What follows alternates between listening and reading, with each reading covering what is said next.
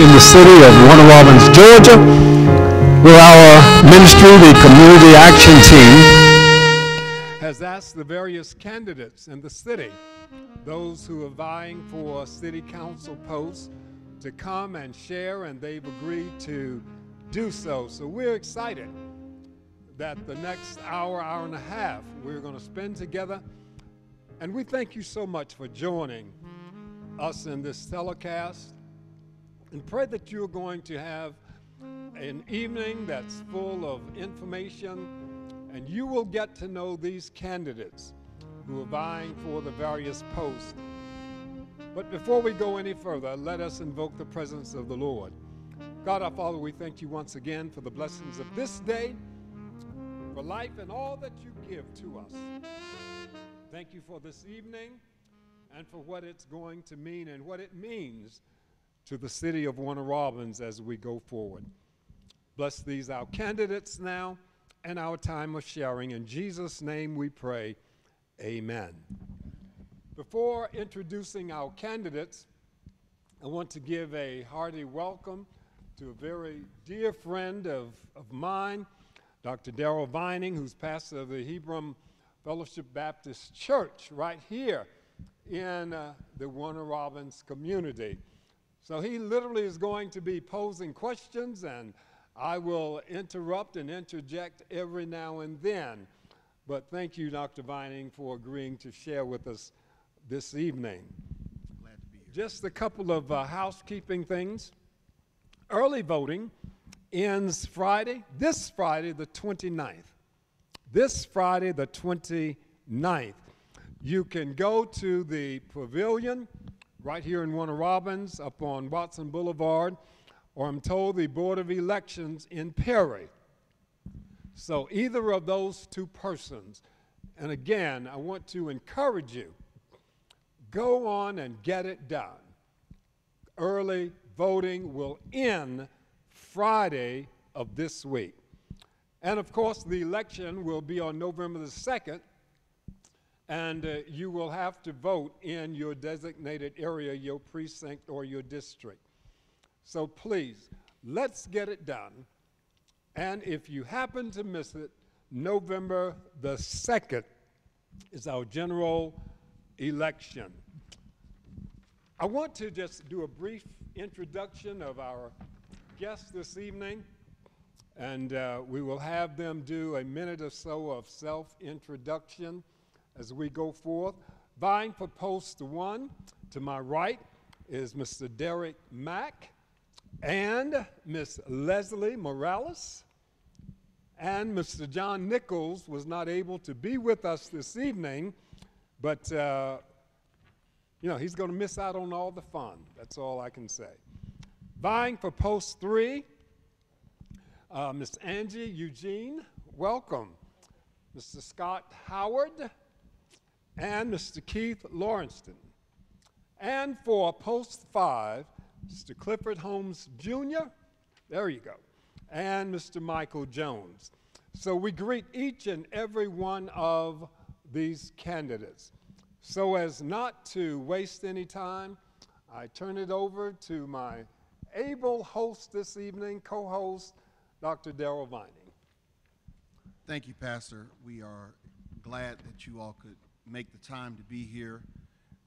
We also applaud you all for desiring to serve the community in a council position, because at the end of the day, it's all about serving the community. It's never really individual. It's always about the community. We represent the entirety of the city, and so I'm grateful that you all did not consider it robbery to make yourself and your skills and your talents available for the citizens.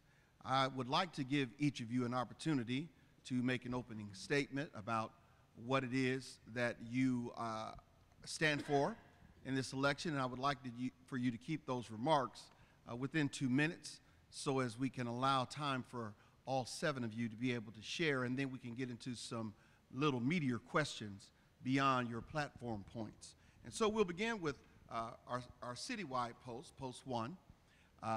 We will begin with Mr. Derrick Mack, and if you will, share with us what it is you would want the citizens of Warner Robins to know. Thank you, sir. First of all, I'd like to say thank you to the First Baptist family for giving us an opportunity to share our platform with your audience. Just as Pastor Vining stated, I seek this post to serve at a greater capacity. I do not seek the high chair of privilege, but rather the burden of responsibility that this post seat should be honored for. I saw a void in the city. I want to serve this city because I noticed there was a void in areas that were concerns of mine. And I just want to let the people know that I am considered to be the all-access, all-inclusive candidate by choice, because that's where I choose to meet the candidates or the constituents of the city to vet them, to really be a voice for them where they haven't had a voice across the board. Also, I am an advocate. I'm a community cheerleader. I'm an advocate for community. As I've noticed since I've been in the seat since March, that there has been a void where people felt as though they didn't have anything to do. So therefore, again, I would like to vet their concerns at the halls of our honorable City Hall, rather. So with that being said, I'm constantly in and around the city talking to the people to see what it is that they're desiring and needed, because they don't feel as though we, as elected officials, care for them. So therefore, I want to be an advocate for that. You know, I want to, like I said, I'm a veteran of the United States Army. I attended Southern University at New Orleans. I've been deployed 3 times. I'm a veteran of foreign affairs. I work at Robins Air Force Base as an aircraft logistics specialist at a rapid pace in the 561st Maintenance Squadron, which is functional test for F-15. So every time you see an F-15 take off, it's coming out of my office. So I'm used to a rapid pace environment. I don't think you'll find anybody that's going to outwork me in this area of responsibility. I want to do everything in accordance with the written charter and/or written word. I'm not the person that's going to make any decisions based on any emotions or opinions, but in accordance with the written charter and word. I want to be able to confront the unconfronted and gain answers for the people and be completely transparent in that area. Thank you. Thank you very much, Mr. Mack. Ms. Morales, if you will, share with us your heart and your things that you would like this community to know about you. Okay. Well, my name is Leslie Morales. I'm running for City Council Post 1. I really, really want to impress upon the community awareness, involvement, and enhancement. I believe that we can enhance this city by getting the citizens involved, making them aware of the decisions that are being made on their behalf. The citizens must be properly represented, which means going out and speaking to the community, finding out what it is that they feel that they need or what their interests are, and not having a group of people deciding that for them. And that's basically what I really want to try and implement within this position. But I really also want to touch on something that was said earlier about getting out and voting. In the election that we had in 2017, 17% of the registered voter population came out to vote. And in the special election this past March, only 6. We have 50,000 registered voters in the city of Warner Robins, and we need to do everything that we can to get you to come out to vote. If you need a ride, if you need help, if you need whatever it is that you need, you should be able to call on these people sitting on this stage and ask them for help so that you can be properly represented in the city. Your vote counts. Thank you. Thank you, Ms. Morales. And again, Mr. Nichols is also running for the Post 1 position. I do believe that of the 3 forums that I've seen, this is the second one that he has missed. So I hope that his desire for this position is a little more important than the level that he's given it. Post 3, we have Dr. Angie Eugene, Mr. Scott Howard, and the incumbent, Mr. Keith Lauritsen. And so once again, I'm going to begin with Mr. Lauritsen, the incumbent, and then come back across to Dr. Eugene and then to Mr. Howard. Mr. Lauritsen. Thank you, Dr. Vinings, and thank you all for having us, and it's a pleasure to be here. And it's been my pleasure to serve the city for the last 8 years. And I've grown up in Warner Robins. I've lived here since I was born, and it's a great pleasure of mine to serve the citizens. One of the things that means the most to me is making life better for our families, particularly children. I've spent all my life in education, serving children and families, and now through the city, I hope I've been able to do that as well. Whether it's through recreation or public safety, I think our job number one priority should be make lives better, make the quality of life better for all of our citizens, regardless of what district they live in. This is a citywide effort. Even though we run in a particular post, many people can tell you that I support the entire city. I believe, I said before, I believe that the underserved parts of our community deserve the greatest attention, because that's going to make us stronger together. It's been a pleasure to work with some of the most fantastic people that I've ever worked with. I've told Derrick this plenty of times. This is the best council that I've been able to serve with in 8 years, and it's been a great pleasure to work with these men and the men and women of the city of Warner Robins to make life better for everybody. I really appreciate you having us tonight, and God bless you. Thank you. Thank you, Mr. Lauritsen. Dr. Eugene. Hello, everyone. I'm Angie, Eugene. I am the founder of Trinity Vision Global. I'm a mother, a grandmother. I have a doctorate degree. I am certified in human trafficking. That means that I can tell the signs of if someone has been kidnapped or taken against their will. We have some incidents right here in Warner Robins where that has happened. I am a certified life coach. I'm a small business owner, entrepreneur, and I help the community and do a lot in this area right here in our own backyard. We have a couple of events coming up. Of course, those events, the flyers, are on my Angie for Change page. Thank you guys for offering me this opportunity. Looking around and seeing all of these flags makes me extremely happy. Everywhere from Atlanta to serving at the United Nations in New York, I recognize a lot of these flags, and I've had the opportunity to speak with prime ministers, which is equivalent to presidents from other countries, and this is very awesome. Thank you, guys. Thank you. Mr. Howard. Thank you very much. First, thanks to First Baptist Church for sponsoring this, and let me introduce myself. I'm Scott Howard. I'm originally from San Antonio, Texas. We transferred here in 1998 as a result of the BRAC Commission closing the logistics center at San Antonio. I came here with the C5 workload. I've been married for 42 years. I have 2 children, 2 grown children, and 6 grandkids, 4 of which live with me. So I'm a full-time grandfather.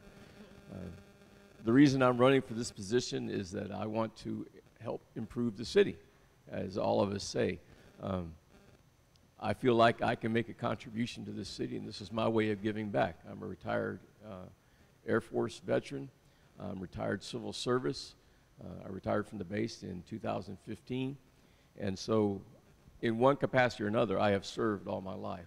I currently serve in outreach programs at my church, and I want to serve the city in whatever way I can. I look forward to the opportunity to not only serve my district, but serve the entire city in working in conjunction with the other council members and doing whatever it takes to get things done in this city. There's been a lot of things that haven't been done for a long time. A lot of things that have been talked about, but no progress has been made. And I want to see if I can influence this and get some progress made in these areas. Thank you. Thank you, Mr. Howard. Now to Post 5, where we have Michael Jones and Clifford Holmes Jr., who is the incumbent. I'd like for you all to share with us, again, what's your heart's desire in seeking re-election or election into this position, and we'll begin with Mr. Holmes. Good evening, and thank you very much. Thank you, Pastor Kervin, First Baptist Church, for Dr. Vining. Thank you for moderating. Thank you, people in the audience for being here, and those in the visual audience for being present. I'm Clifford Holmes Jr.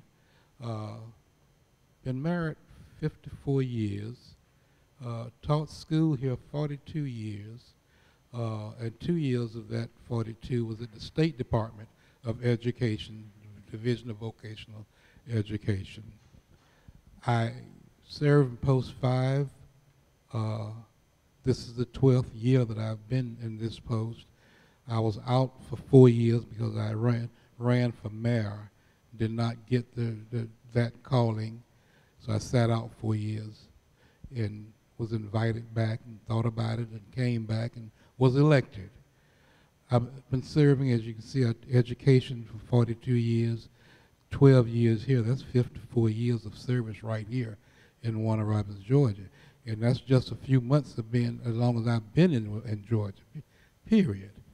I have a desire to see some things done that we've started or getting ready to start. I have a desire to see some things completed that's been started. I represent the people. You know that if you call me, that I'm going to answer. I'm going to answer it positive or negatively. And I say it that way because I'm going to answer truthfully. And the truth doesn't always come out positive. So I'm going to serve you. I'm going to continue to serve you. I want to continue to serve you. I'm not tired yet. Wisdom, knowledge, experience. Vote for Clifford Holmes. Thank you, Mr. Holmes. Mr. Jones. Hello, good evening. My name is Michael Jones. First, I want to thank Pastor Kervin. I want to thank Dr. Vining. I'm running for one main reason, change. I've noticed that there has been a level of complacency with the local government, and I feel that there is a need. It is incumbent upon us to make a change. The direction that we're going, I just don't feel is the most conducive for the progression of our city. I feel that as a young voice, we need a diversified city council. I don't see too much diversity when it comes to city council, and we need a younger voice. We need somebody who's in tune with other things that are going on and not just the same status quo or the establishment. I'm running on 3 T's: trust, truth, and transparency. And I believe that by being trustworthy as public servants, that we can gain trust in our local government, and the citizens can gain trust in us and the processes that we go through. And that could be by staying transparent. I believe that there's money that's been allocated that we don't actually see being put towards the projects that they're allocated for.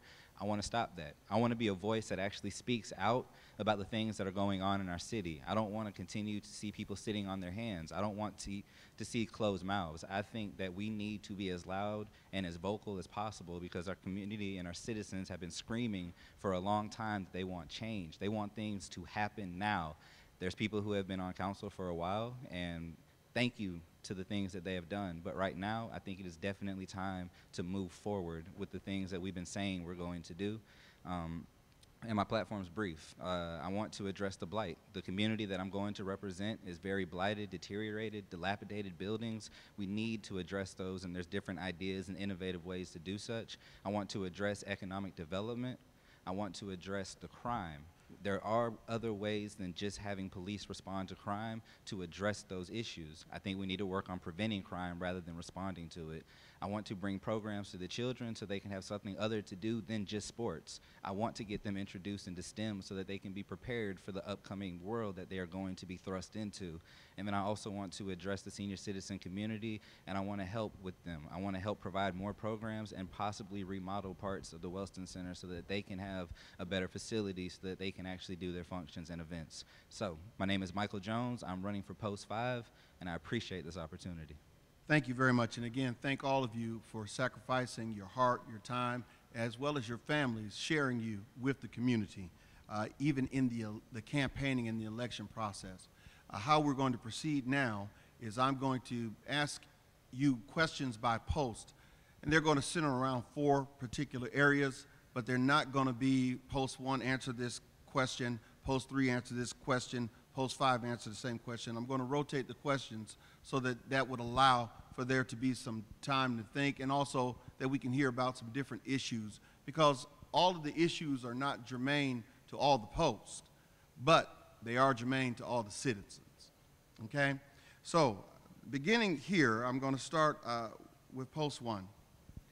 Every part of our city is concerned about maintenance, whether it's water leaks, whether it's the reports of gas leaks and things like that. How will you, as a citywide representative, be able to address that issue from your post?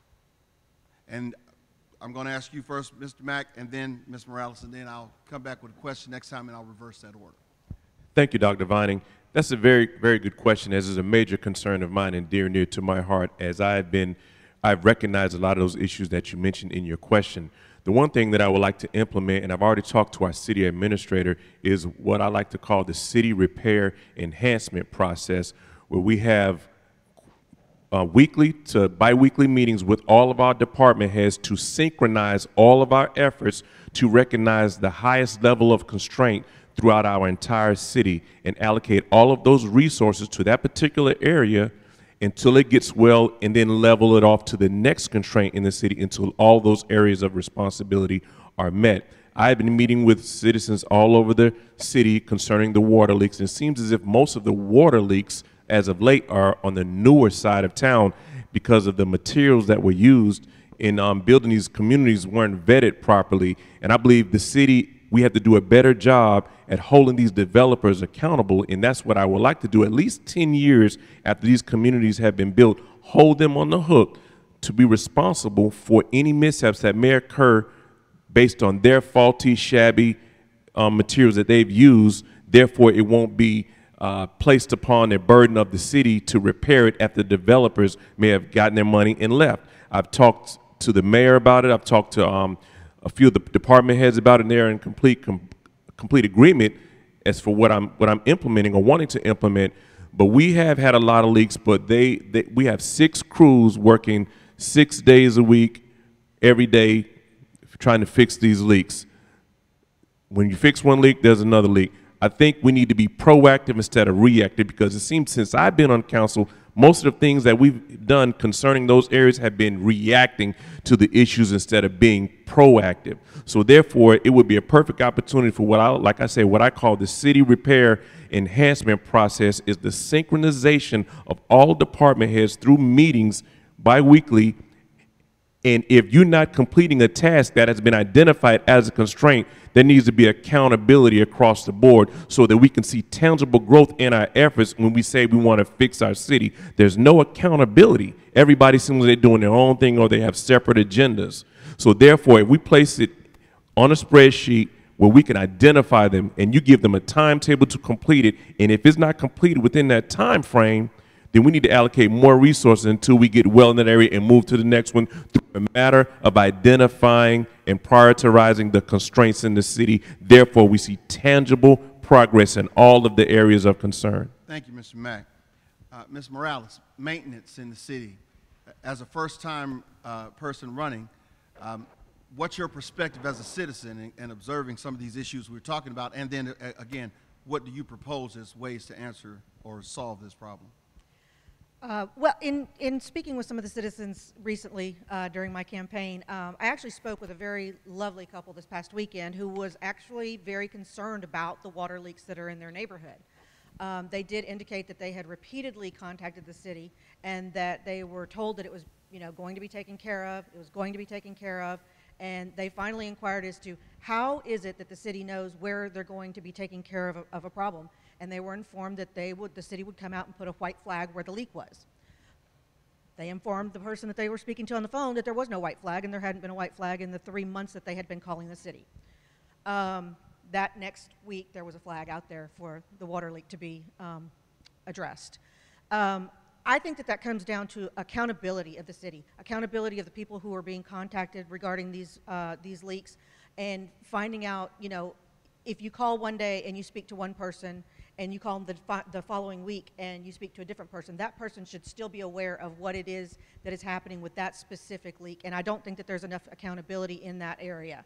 As far as, yes, I think that there does need to be a standard if there's going to be issues with developers providing, creating problems by providing shoddy supplies or materials. We need to get in front of that. If that's the case, if we're finding that is the issue or some of the issues that are coming up with some of these utility leaks, then we need to make sure that the standards that are being submitted to the city for the building is proper to begin with, and not trying to make them accountable for it after the fact. After the fact, there may not even be a business to go back to in 10 years, so we really need to make sure that that is upfront if that's where we're going to go with that. But again, there has to be accountability in getting these issues resolved, listening to the people who are bringing them to the attention of the city, and just making sure that people go out there. The citizens need to see that somebody is going out there. They need to see that somebody is on their street looking at that water leak, utility leak, gas leak, whatever it is, and they know that that is going to be resolved. Thank you. Thank You you. very much. I'm going to move to post 3 now, and my question for you all is about public participation. Since the pandemic has kicked in, it's been very limited that the community can participate in the council meetings for obvious reasons. But as things have improved, what has occurred now is that we're having meetings in the building, but the public, unless they send a statement in, can't respond to what's going on in the community or speak to it. Where do you stand on if that should be maintained or if we should make a change to that? And I'll begin again with you, Mr. Lauritsen, and then Dr. Eugene, and then Mr. Howard. Thank you, Pastor. I absolutely believe we need to change and move back in the direction of having more participation by our citizens. You know, I know there's going to be times possibly in the future when, you know, COVID, a variant of some kind, you know, gets worse and we start having a lot of outbreaks. We can address that as they come. But, I mean, we're going to football games with 10,000 people sitting beside each other, and I absolutely advocate for opening our meetings back up. And not just that, but we need to determine what other forms we can have, whether it's town hall meetings, things like this, you know, going to churches and just letting people tell us what it is they're concerned about. I'm a strong advocate for that, and I really believe, because it keeps us accountable. A lot of times we don't know about things. It might be another part of the city we're not familiar with, but then a citizen tells us about it, and it keeps us on our toes, but it also keeps us informed so we'll know the areas of greatest need. And I think that's very important, because I think over the last year we've been guilty of kind of almost like living in a bubble and not knowing what's going on around us. Take the water leaks, for instance. You know, unless you hear from citizens, you wouldn't have known that. And so whether it's that or anything in general, we really need to keep a pulse on what our citizens need and what's going on around us. And what a better place to have that than at the city council meetings, of course, but then hopefully finding other forms and other possibilities too. Thank you. All right. Hi, everyone. My solution to that is a lot of times I am in the outside, and we keep yelling, "We can't hear you! We can't hear you! Speak up!" So the solution to that is to have a TV or a monitor, a projector, something on the outside, and some speakers, so we can hear what's said in the chamber. So that's my solution to that. And I definitely think that the public needs to come out more. But when they come out and they don't feel like they're being heard, they don't feel like they can hear what's happening or what's being said, you know, and of course the guard is there and he's like, "Shh, you know, y'all can't be so disruptive out here." And so he texts and says, you know, "Pull the mic closer so we can hear outside." I see some smiling faces because they're out there in the crowd with me, and we keep yelling, "Speak up!" So, yeah, that's my solution to that problem.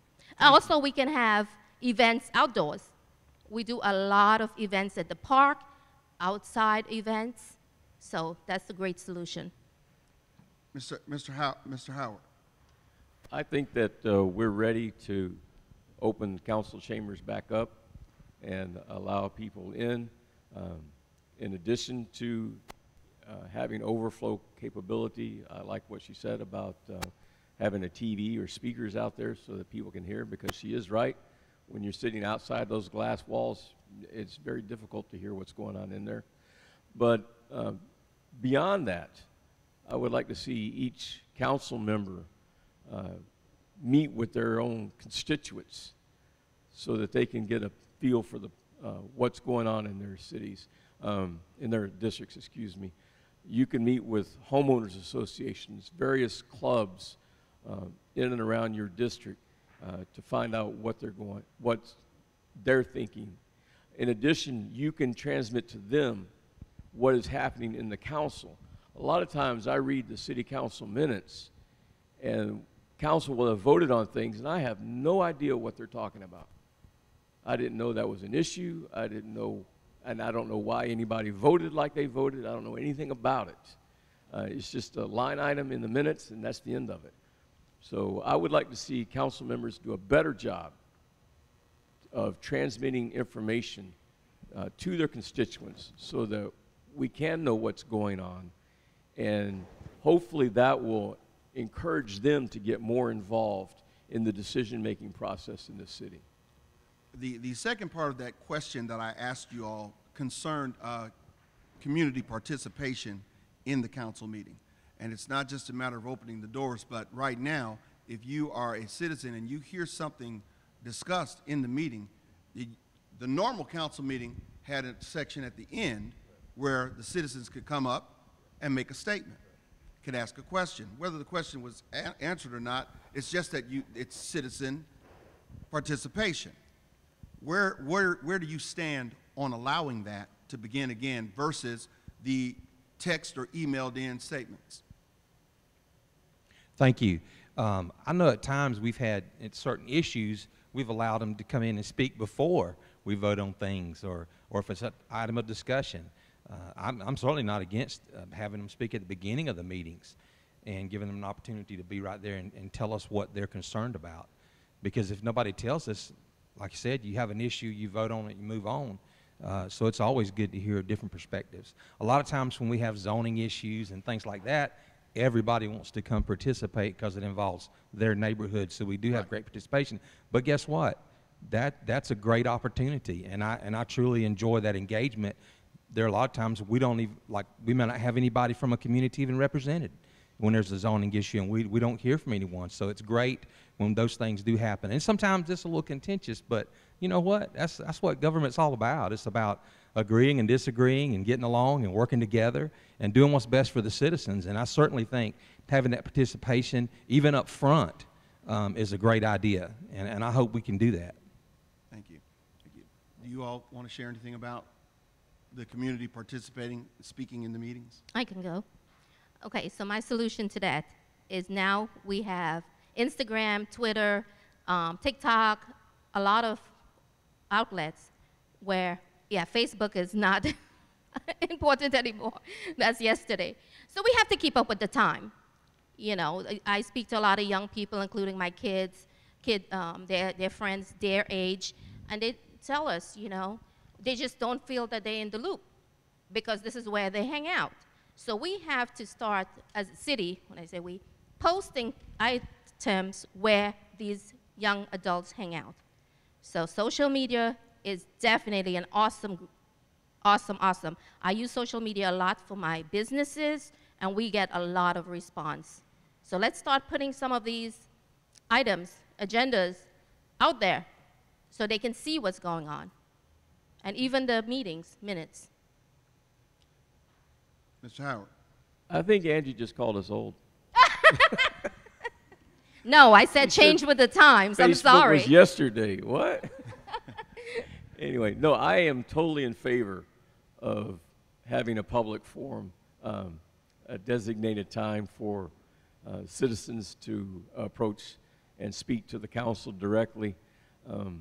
I don't have a preference either way, whether it's at the beginning of the meeting or at the end of the meeting, but I do like the idea of citizens being able to come and voice their concerns, their support, their opposition, whatever, to the council directly, and letting their voice be heard.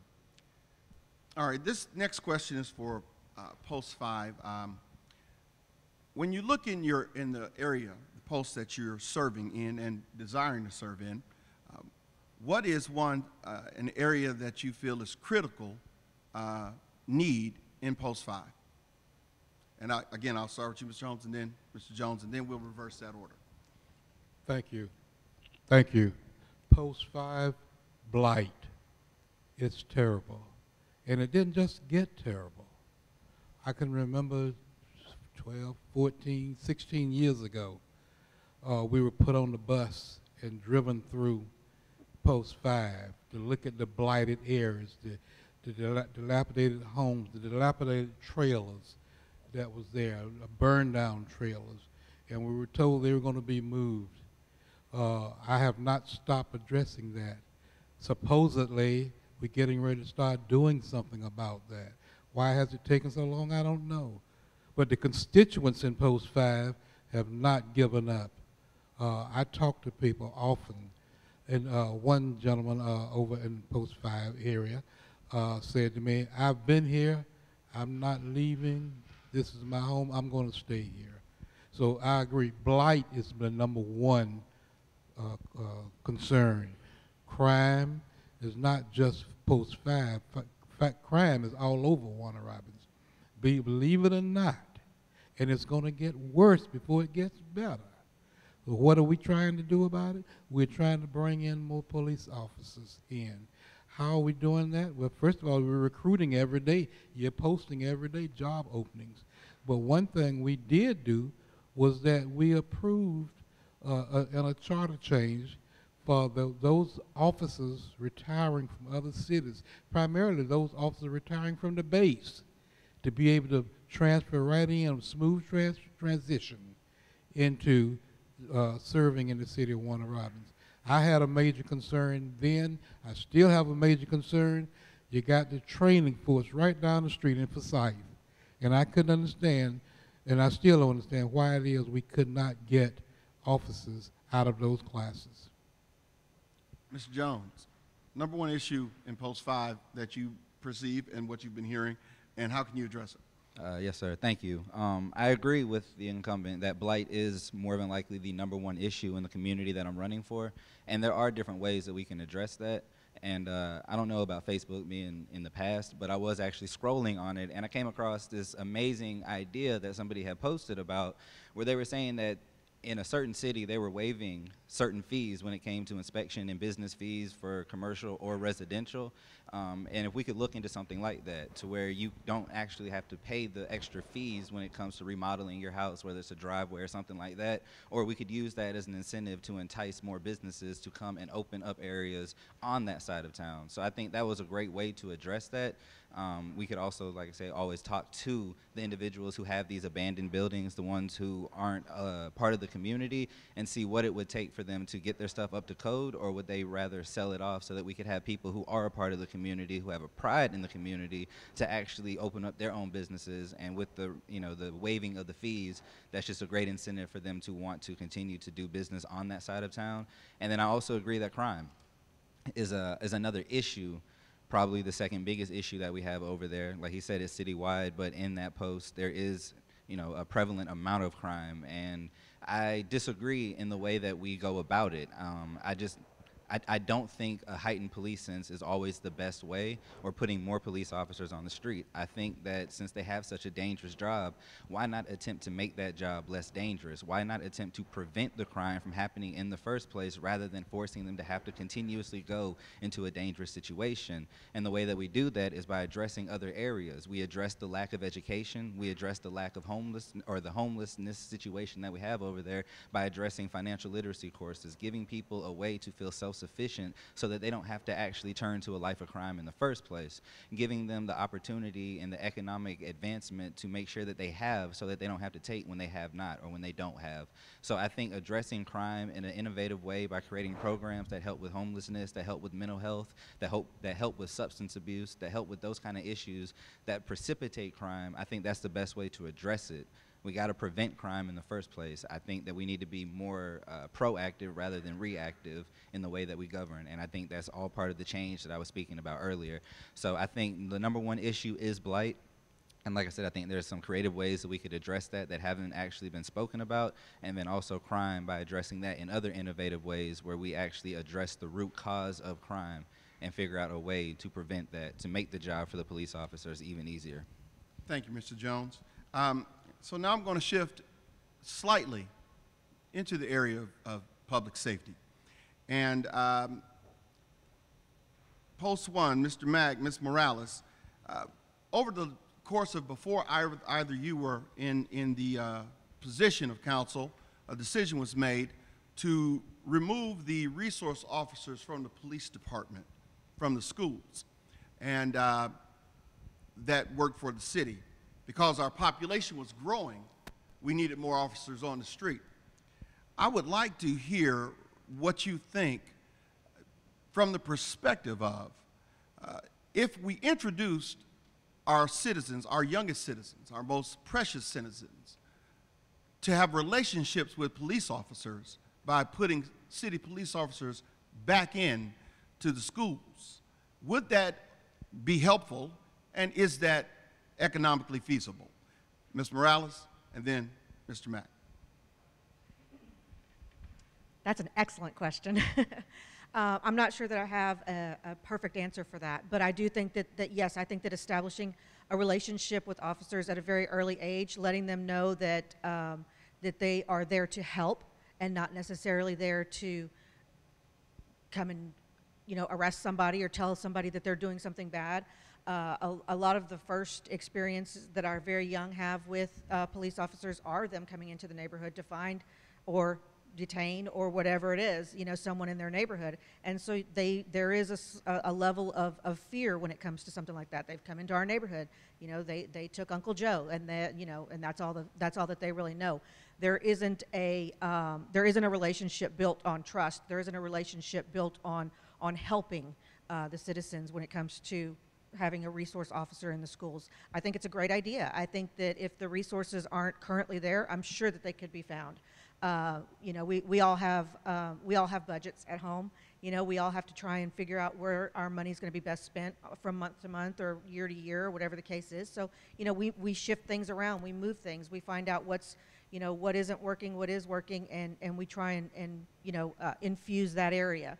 I think that it would be a good idea. I think that if, you know, if we can't find the resources today, that we look into where it is that we do, you know, find the resources and put them back into that program. I think it was an excellent program when it was back in the day.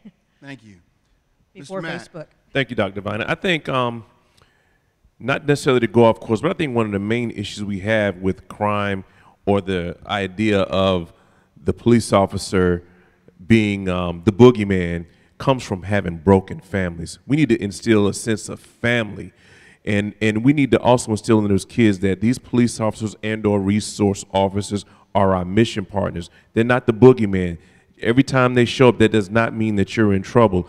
I'm a strong advocate for having resource officers in the school from probably 7th grade all the way through high school, before they transition into a negative tone in their endeavors as far as their cultural assessment and what's around them, whether it be the music that they're listening to or something that they feel as though they can't relate to in their common areas.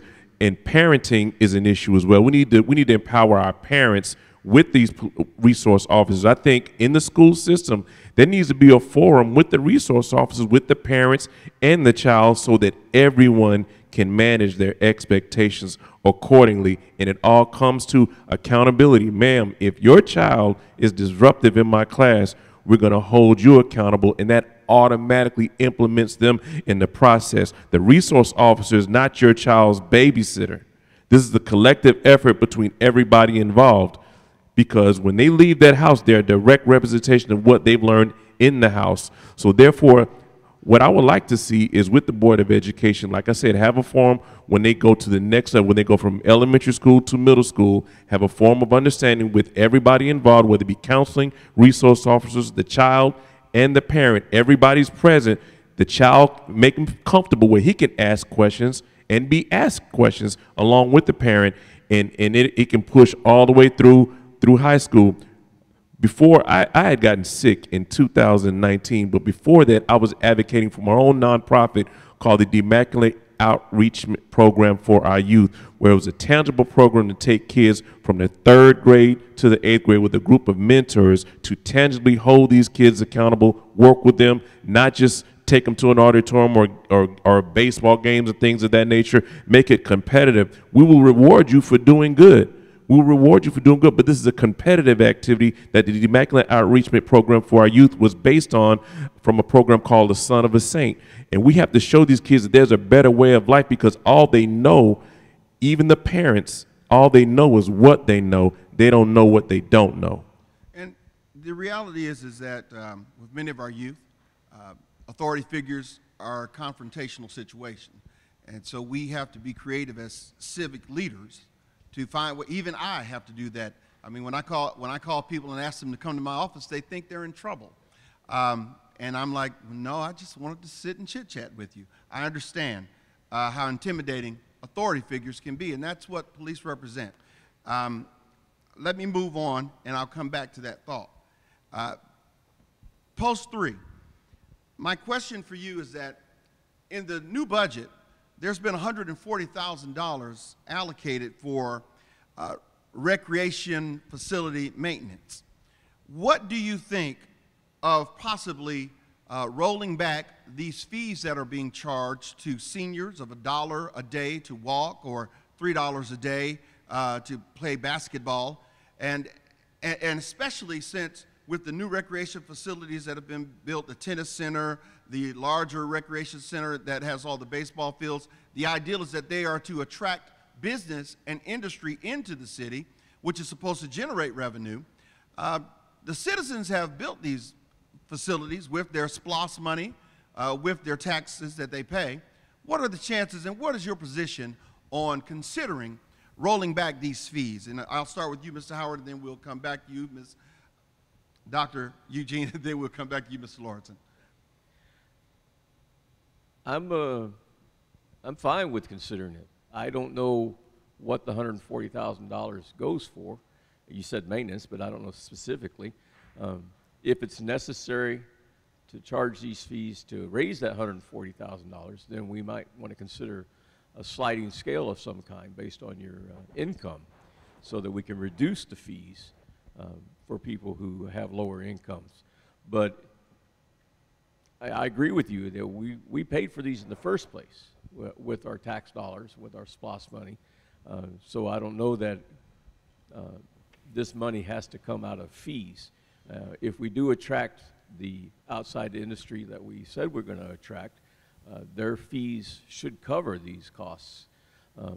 It could be that the fees are just in place to help people have a sense of responsibility for the facility that they're in.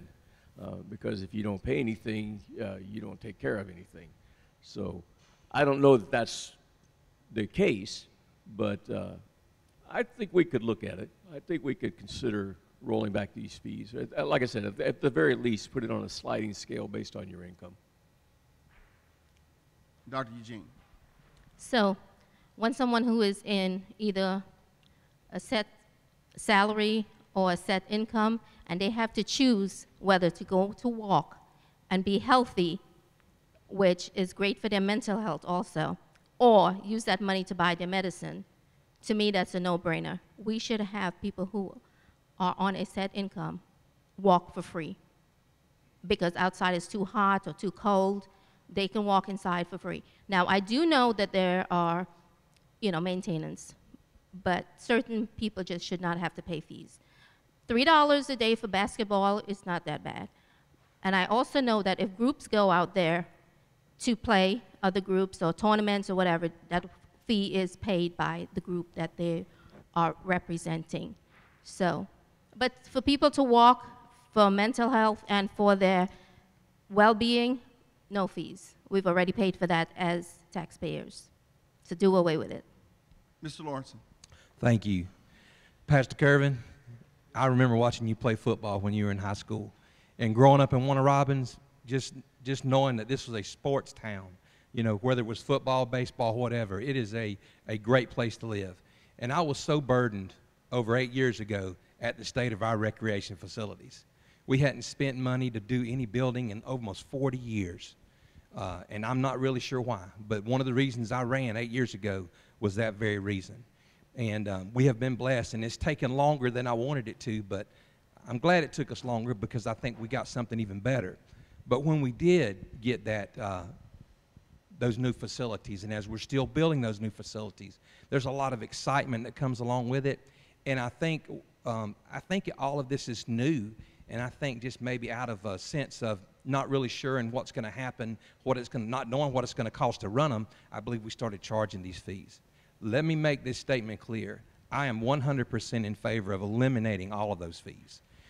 We do have athletic fees that we pay when we sign up for athletic sports like football, basketball, baseball, but those are for things like uniforms, equipment, paying officials. That's a whole different situation. And we do those on a sliding scale based on income so that children that don't have as much can absolutely play any sport they want to, and we need to continue doing that. But as far as activities go, whether it's walking in the gym, you know, playing basketball, open gym, whatever. I truly believe that that should be open to anyone that's a citizen of Warner Robins that wants to participate. And I think we should do away with all the fees. And I've been talking to Mr. Renaud and other people about doing that. I think now we're getting kind of an idea of what it's going to take to run these facilities and man them. And I think it should be included in our budget every year. And yes, we are making money through economic development, and we're going to see a lot of that money come our way as a city government. And I think we should reinvest that back into our people. I spent some time over the last couple of months going over and looking at some of the activities, not just sports, but the activities, ceramic classes. Oh my goodness, do you know how many people that participate in ceramic classes? It will blow your mind, and it's absolutely fantastic. Now, they do have to pay some money sometimes to purchase some of the materials, but I think it's very minimal, but there are so many things like that. Walking that track, you know how much money that track costs? It costs a lot of money to put that track up there, but we did it for our citizens because they're worth it. And I 100% believe they shouldn't have to pay $1 to walk the track. I think that's ridiculous. And I'm ashamed of it, and I'm wanting to do something about it because I believe we owe this to our citizens. It's their facilities. It's not ours. It's theirs, 100% theirs. And they've worked hard for it, they've paid for it, and they deserve to use it. Thank you. Thank you, Mr. Lauritsen.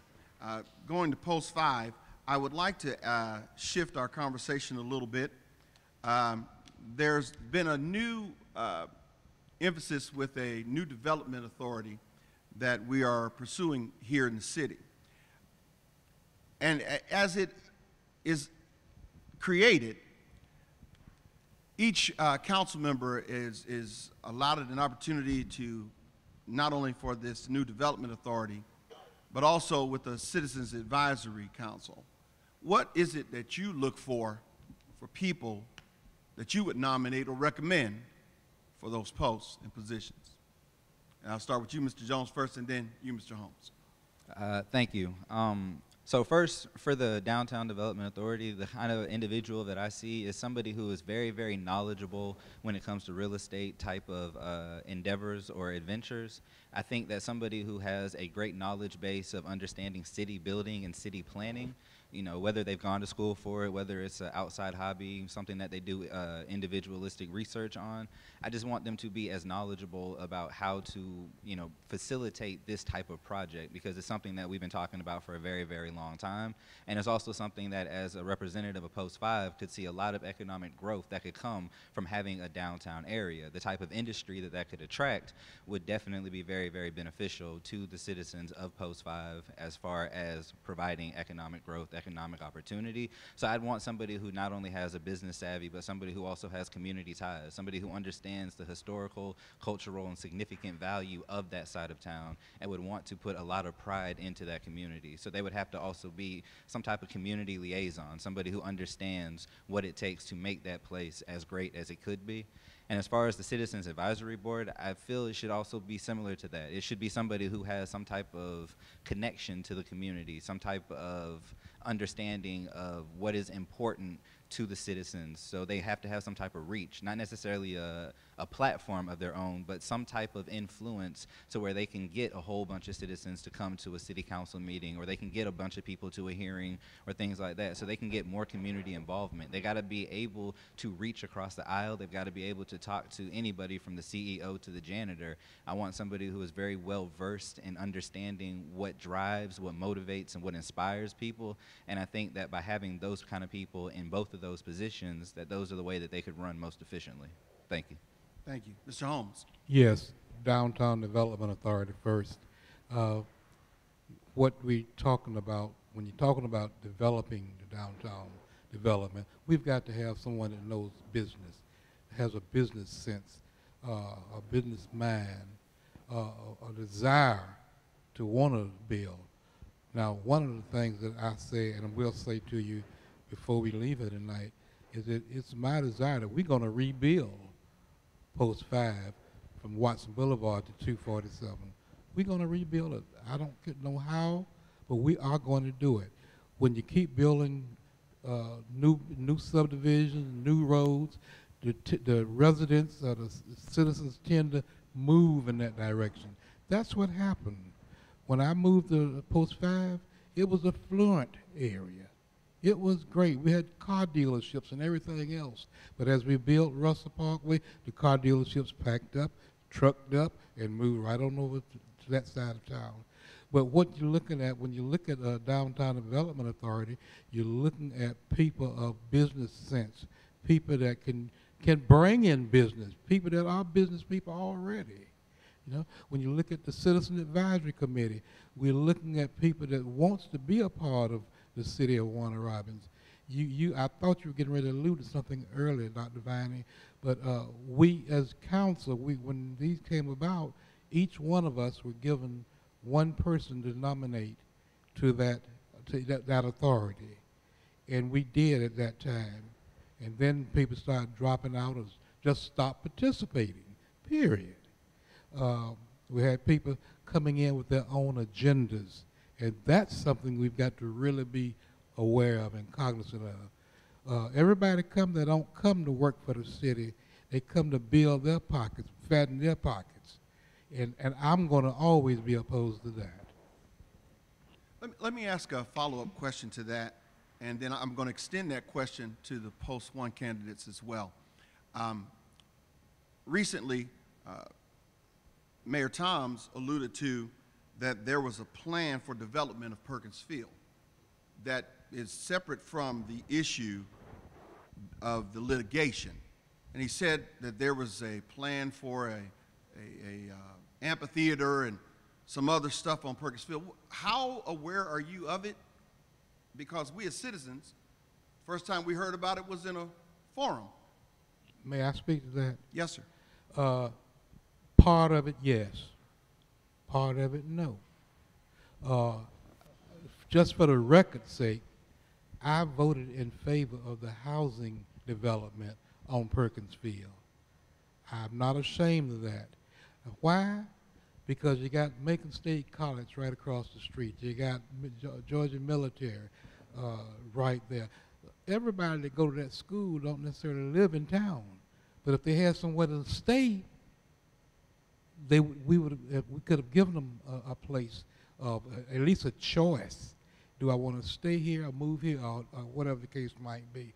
You're going to take the farmer's market and put on the backside of Perkins Field. I can go on and on about that, but it's not going to make any sense because the public, Johnny Q. Public came in, and they brought a lot of people, talking about coming to meetings, they brought a lot of people, and evidently that swayed someone. It hasn't changed my mind yet, that we still need it. Hopefully I don't think it's going to happen. As far as the amphitheater, we talk about people, things for our college students, our young people to go to. I went up to North Georgia on a Georgia Municipal Association class, and we toured Gainesville and all the way up to almost the North Carolina line.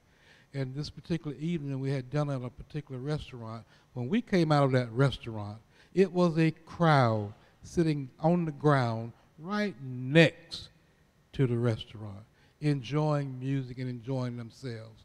They extended the sidewalks. The sidewalks are larger. The restaurants had tables and chairs outside. Lofts, we're talking about that. We had a lot of plans that we can go back in the file and pull those plans. Yes, sir. And again, Mr. Jones, I want you to address this question as well. But I guess I was alluding to that the mayor made a statement that there was a new plan, and so I would assume that it's been discussed. No, sir.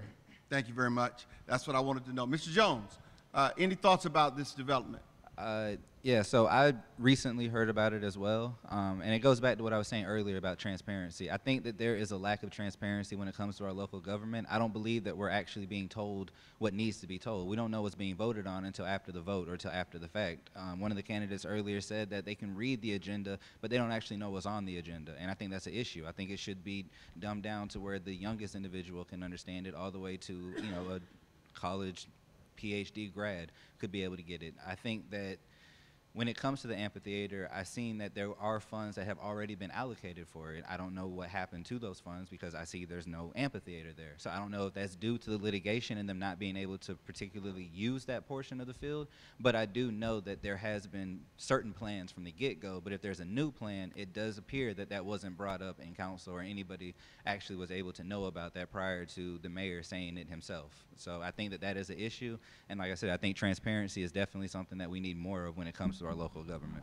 Thank you very much. Dr. Vining, Yes. if I may say one thing before you move on that. You asked a question, I answered. I was watching Channel 13 one evening, and they talked about some development in the commercial circle area. Now, that was the first I'd heard of that, but I picked up the phone and I called the mayor, and I asked him what was going on. What are you talking about? What are they talking about? And part of the response to me that I could recall very vividly was that some developers wants to develop that area, but they don't want you to talk about it right now. And that's bidding process and everything else. That same thing happened with Buc-ee's. When Buc-ee's came to town, I guess maybe the day before they made a decision, or maybe they made a decision that day. The mayor called myself along with Councilman Tim Thomas in to hear the proposal from Buc-ee's. Buc-ee's did not want the public to know about it because of bidding, outbidding. So transparency is good, but transparency doesn't mean you give away the store. Right. And I want to be sure that I don't let us pass by that. Yeah, negotiation tact is crucial in every aspect of life, whether you're running for public office or in private life. Mr. Mack, Ms. Morales, my question to you in regards to this issue, slightly shifting here, and that is this. There's a lot of litigation out there against the city. How do we consolidate the council and mayor that we fulfill our commitments that we've made and entered into contracts and agreements with people? How do we do that? First of all, before entering into these agreements, there should have been research done on the subject matter. I am an advocate to stop voting with your opinions and your emotions. And if you came to the point of signing a contract and you made a bad deal or you agreed upon this bad deal, you need to honor it. You can't renege on your deal.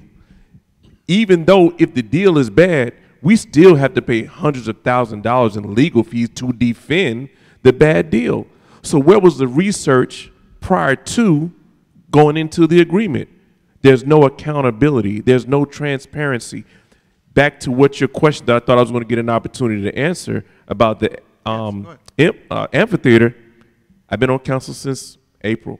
I've not had one conversation. No one has brought me in the circle to any of that. So when I see it, I'm just like a regular constituent. So therefore, when I'm on council and I see something on the agenda that I don't understand and I ask a question, it seems like an unforbidden thing to do. Don't ask questions, ask before or after. And I have a problem with that. I really, really have a problem with that because it's not about me. It's not about me. It's about the people. How do we make it better? First of all, we need to have pre-council meetings.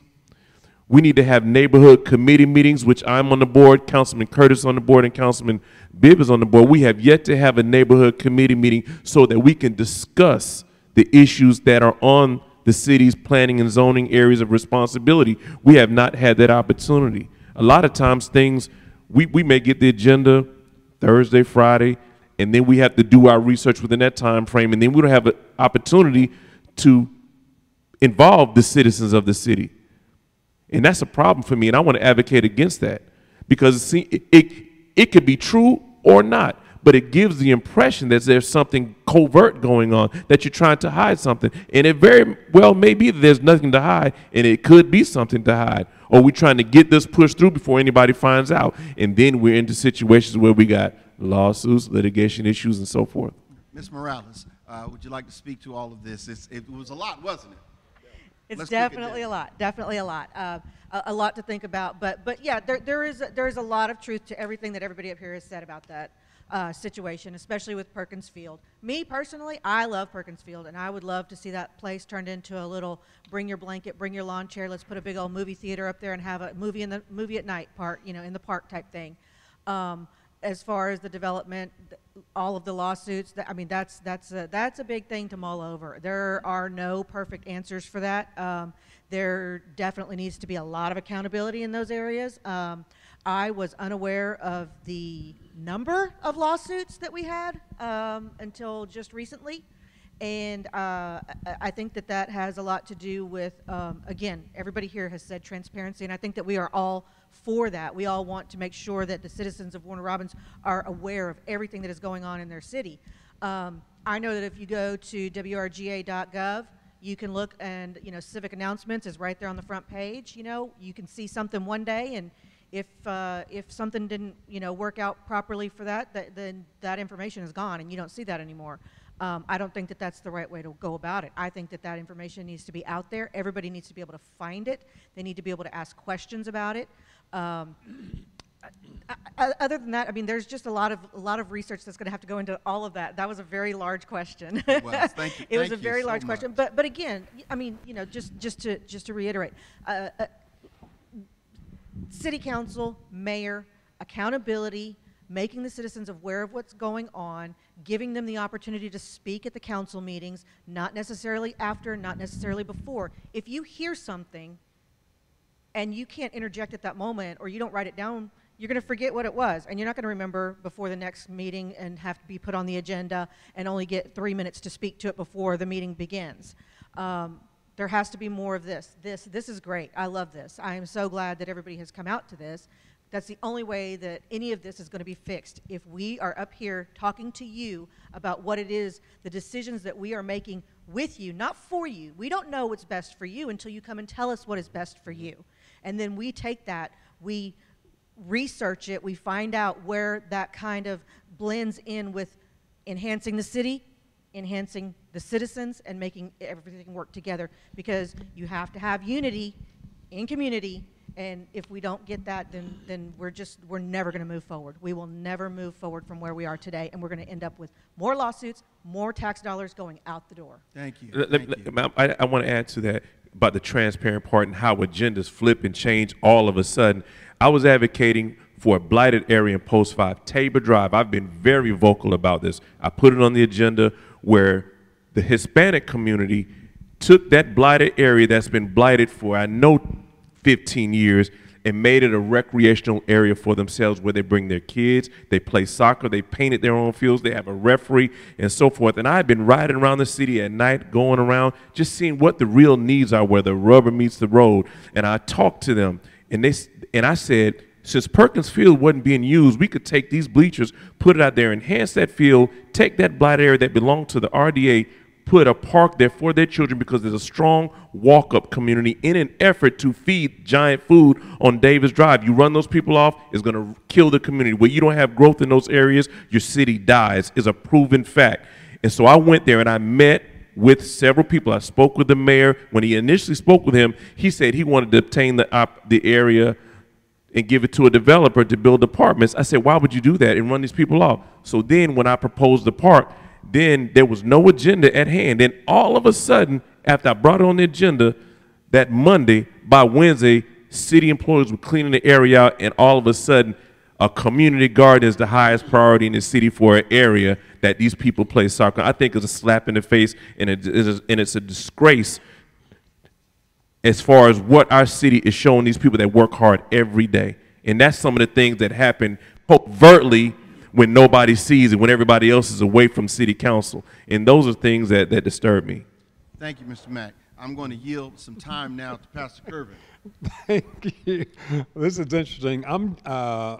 We've asked people to submit various questions, and some of those questions go back to comments that several of you have made, and I have several of those.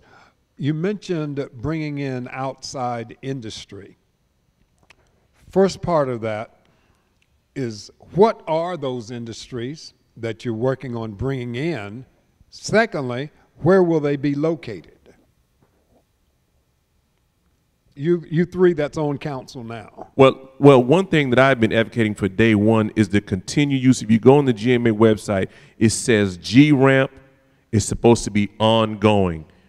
Whether it happens or not, it's supposed to be ongoing. Is joint use of the runway would be a business incubator if we can get joint use of the runway. I've had a small conversation with General Hammerstead about this. She didn't know anything about it. She's the commander of Robins Air Force Base.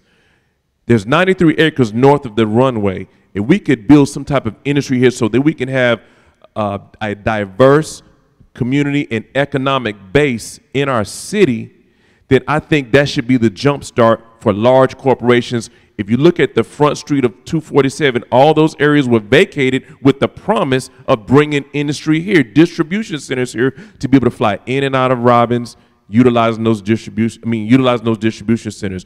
My understanding is that the mission has somewhat changed at Robins, so the legislative matters of using that runway for that matter, it may be some little red tape there, but we could get through it if we were to just implement the conversation. So Front Street, economic inclusion and diversity would be the way to go for me, because everywhere else is landlocked with developers for homes.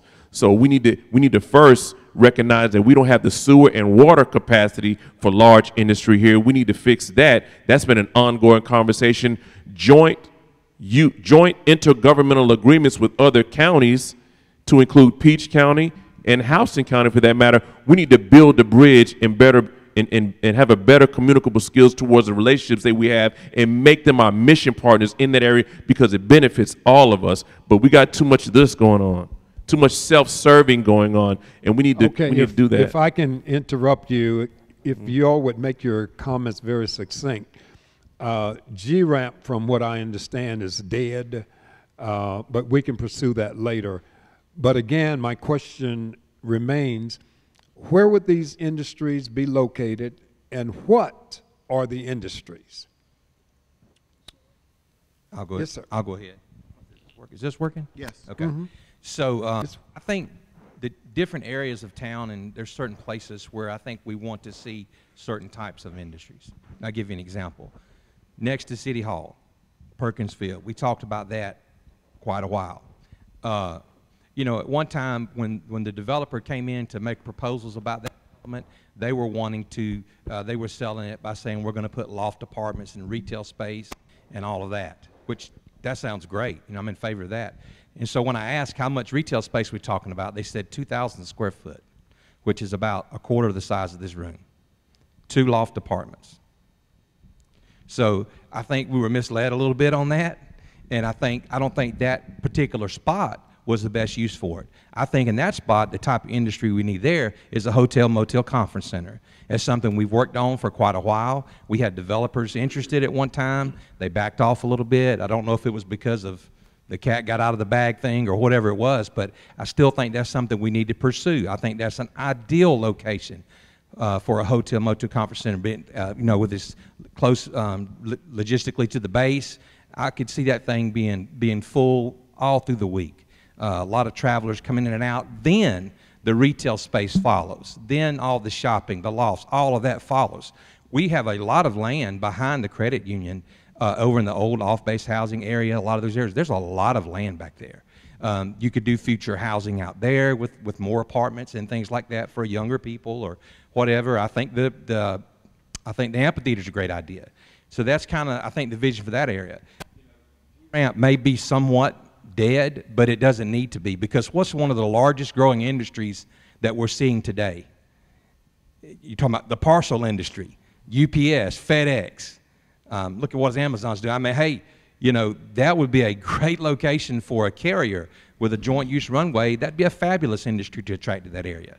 Out in the area of that we share with Peach County and the city where I'm shared together, there's endless possibilities out there, whether it's for manufacturing, retail shopping. What a great location with this logistically located to I-75.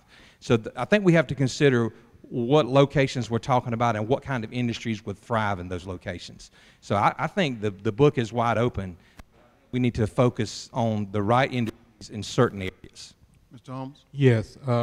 Let me take you down Green Street toward 247. At the end of that street, there was a trailer park called Whispering Pines Trailer Park. Several years ago, for whatever reasons, it didn't happen, I don't know, but the trailer park was cleaned out. People moved, and the purpose of that was they were going to build office spaces for Robbins Air Force Base to expand across 247. Now, I can't tell you why. I don't know why it didn't take place. The loft apartments that I spoke to earlier was on the far side, right there, McCall Restaurant. Stores downstairs, loft apartments upstairs. We do still own some property there.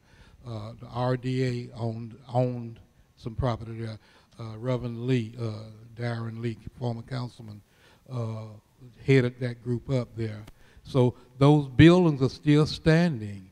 I had a lady ask me the other day about wanting to buy a building to start her business, to move her business, I should say.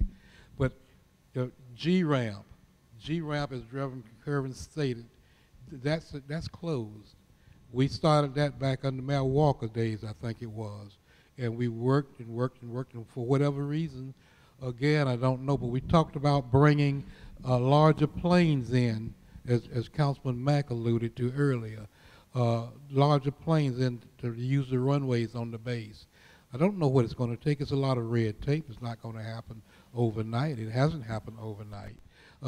75, I-75 corridor, not Martin Luther King, Vietnam Veterans Parkway, across the street, Buc-ee's. There's still, we're talking about growing that area, and that will take place. There is a large greenhouse obviously being built out in that area with a company called Pete's from out of California. They're making great progress, especially with the Crestview Church Road extension. You can't see it from the road because it's behind a row of trees off of Highway 41. But that's Peach County, but it's also Warner Robins. And I want to get some response from our candidate seeking office, because even though it may not be your post, it's the city of Warner Robins. And how do you think that that can be developed to impact positively the posts and areas you're trying to represent? And so, Okay, so I did know about the amphitheater, and this is how I knew about it. I went and bugged Mayor Toms because my business is on the same street as his office, so I can drive by there, be in the parking lot. I need to speak with, the mayor for a minute. He's not in. Okay, put me on the calendar. You don't just bust in there, ask to be put on the calendar, send an email, and talk to him about the amphitheater because I want to do international festival. I'm like, where can we do it? I need a space to do this international festival. I need a building for our nonprofit organization. Of course, it hasn't happened. But when you need something, just make an appointment and go see him. Now, to answer your question, eat, play, work.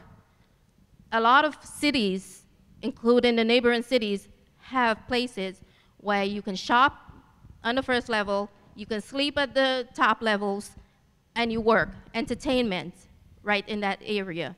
So it's an all-inclusive area. I signed a non-disclosure agreement, so I cannot tell you specifically who these athletes but you can go on my social media and see. They are willing to invest because of me. They don't know what a Warner Robins is. But I have boxers, I have singers. They're willing to invest in this area. And I have to be careful as to what I say so I don't get sued. But they're willing to invest. So eat, work, play. Restaurants, hotels, conference rooms, entertainment. That's what I'm looking at for our area. Again, for the rest of you, what industry, how can we expand? To what Pastor Kirby was saying, one industry, how can we expand it? How can the development that's undeveloped yet but part of the city, how can it affect and how can you impact it as a council person? Well, I'd like to steal some of those distribution centers that keep popping up in Bibb County. I don't know what is so appealing about Bibb County that Amazon settled there, Kohl's settled there, Five Below settled there, Camping World, I think, settled there. We need to see about getting those down here in Warner Robins and Houston County in general, because it's part of our community. Distribution centers are convenient because 75, they can move in and out real easily. Even if they came in to off of 41, like you mentioned, that's still easily accessible from the interstate, or to 96 to go down to Interstate 16, either way. So that would be one thing I would think of. I like what Angie said about the eat, work, what'd you say, eat, work, play? Eat, work, play. I like that idea. That's a great idea. But I'm not opposed. As I said before, I think when we were speaking with the Zoom with the Delta, I'm open to anything that wants to come in. I'll consider anything. I don't have any specific industry in mind. I'm not willing to say yes or no to any particular developer that wants to come in and do something. We'll take a look at what they offer and what they want, and we'll go from there. All right, Mr. Jones, and then Ms. Morales, and then we'll return back to you. If I may just make a comment after you. Yes. So in Warner Robins, we're dealing with something that's called a brain drain, and that's basically where the brightest of our students and the most knowledgeable individuals who are going through our education system are leaving, and they're not coming back. The reason they're not coming back is because they don't feel like there are industries. And when we say industries, we're talking about IT, information technology, software development, things that they are able to get their hands on that they know are propelling the world forward. STEM is something that is very, very important: science, technology, engineering, and math. We need to focus on industries that are somewhat centered around those ideals and bringing those to areas that they predominantly wouldn't normally be in. So that would be Post 5. There are areas off of, like you said, Green Street. There's areas off of the 247 area where we can actually implement these type of buildings, these facilities, and then also the distribution centers. That is another way that you can have a very large gainfully employed area by having 50 to 1,000 different individuals working in one distribution center, whether it is Kohl's or another retail service, or whether it's Amazon or some type of organization or company like that. I think that those are ways that we can bring that industry. I would definitely vote, if it came down to that, to bring certain different types of industry rather than what we normally have. I have no issue with that. And then also using the resources and the things that we already have to try to attract the people that we're losing. So I think that by speaking with millennials, speaking with Gen Zers, we can actually start to understand what it is that would keep them here, and by actually figuring that out, we can figure out different types of industries that would actually be better suited for the progression of Warner Robins. So I would try to look towards the future, like I said, STEM, IT, those type of things, where our children are actually getting degrees in, but not coming back to be fully functioning, sufficient individuals that contribute to the city. Thank you, thank you. Okay, just a moment. You mentioned peat, agricultural industry that's coming to Houston County, between Peach County and Houston County. I pulled my phone out, not being disrespectful, but Forrest Sawlaw, S-A-W-L-A-W, the general manager of Peat, contacted me last week because we had dinner several months ago. I think he said 3 months ago. And I offered him employees, youth apprenticeship programs, hiring kids, hiring out students.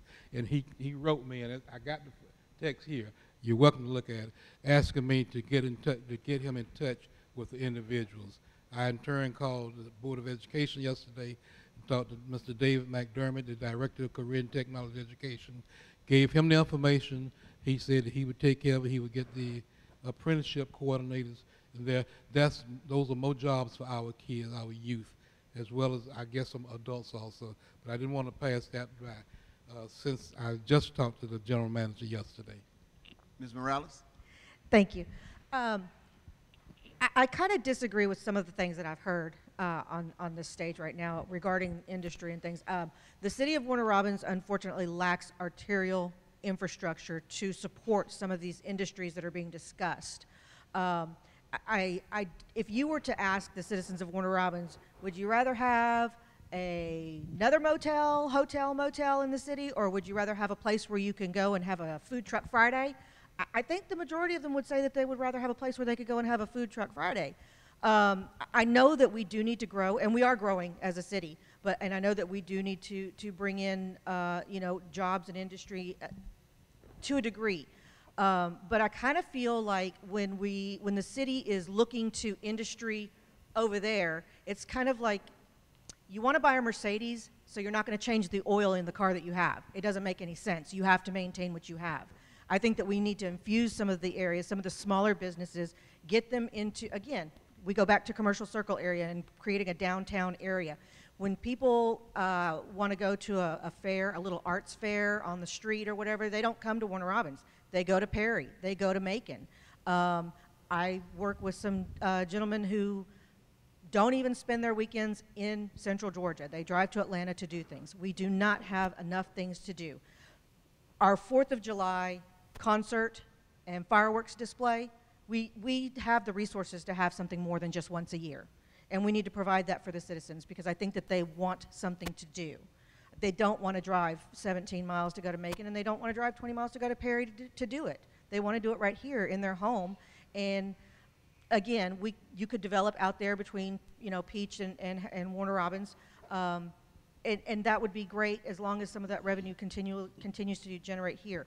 But when we continually talk about building stronger relationships with the base, we don't offer the base something to come to. They're not bringing their dollars off the base and bringing it into Warner Robins. They're taking it to Perry and they're taking it to Macon. And that's because we don't provide something for them, and we really need to start doing that. Thank you so much. A few more questions. Someone asked, does the city have a quality control officer? I'm not sure of exactly what they were referring to, but is there such a position? To my knowledge, there's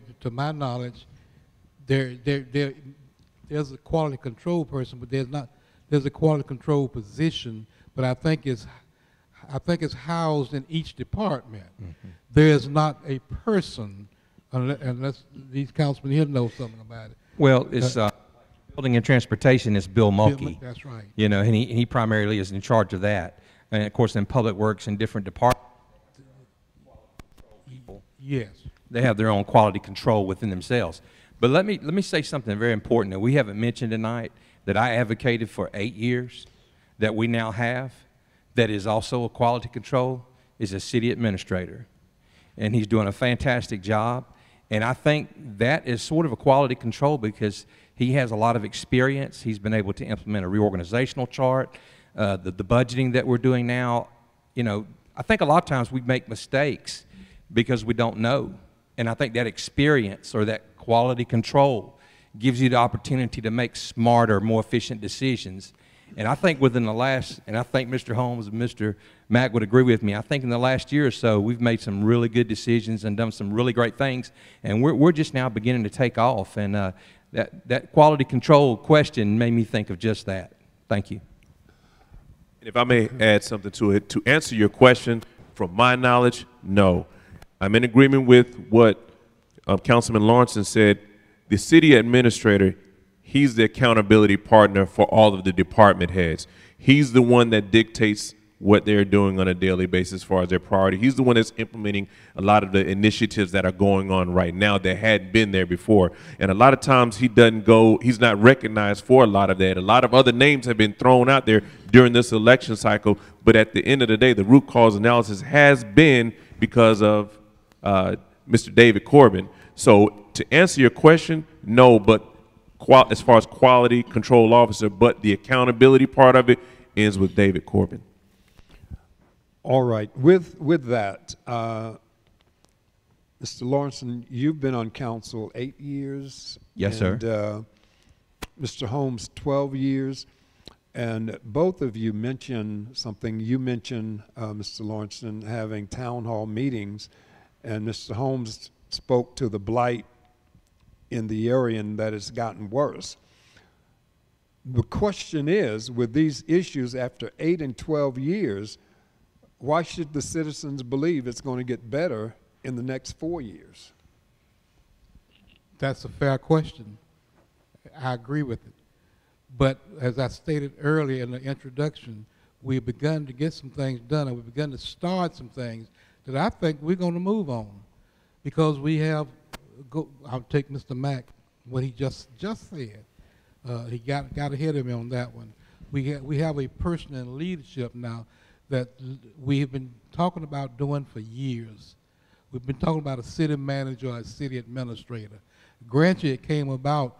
I voted against the charter because when the charter was redone, it was supposed to have been redone to put in place a city manager or city administrator. But it not only did it do that, it empowered our mayor more. And hear me. Mm-hmm. It empowered the mayor more. We were looking for at that time, and we got it. And we got a darn good one, city administrator. And that would be our quality control person now.